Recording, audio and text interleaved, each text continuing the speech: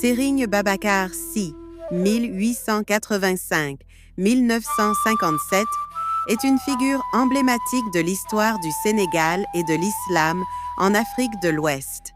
Il est principalement connu pour son rôle en tant que premier calife général de la confrérie tidiane au Sénégal, un rôle qu'il a assumé après le décès de son père, El Hadj Malick Sy, en 1922. Voici un aperçu de sa vie et de son héritage. Naissance et éducation Serigne. Babacar Sy est né en 1885 à Saint-Louis, au Sénégal. Il est le fils aîné d'El Hadj Malick Sy, un érudit et réformateur musulman qui a joué un rôle clé dans l'expansion de la Tijaniya au Sénégal. Il a grandi dans un environnement spirituel et a reçu une éducation islamique rigoureuse, axée sur le Coran, les sciences islamiques et les principes de la Tijaniya, leadership spirituel. En 1922, après le décès de son père, Serigne Babacar Sy devient le premier calife général des Tidianes.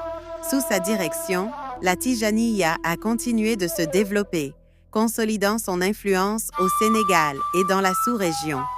Il a mis un accent particulier sur l'éducation religieuse, la discipline spirituelle et l'unité au sein de la confrérie. Contribution Serigne Babacar Sy était connu pour son humilité, sa piété et son engagement envers les principes de l'islam. Il a supervisé l'organisation du Maulad, la célébration de la naissance du prophète Muhammad, à Tivaouane, une tradition instaurée par son père. Cet événement reste aujourd'hui un moment central pour les Tidianes du Sénégal. Il a renforcé la transmission des enseignements soufis et encouragé la construction de mosquées et d'écoles coraniques. Décès et héritage.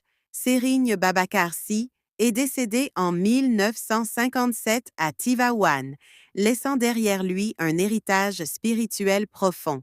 Son successeur à la tête de la confrérie a été Serigne Mansour Sy, dit Borom Daraji.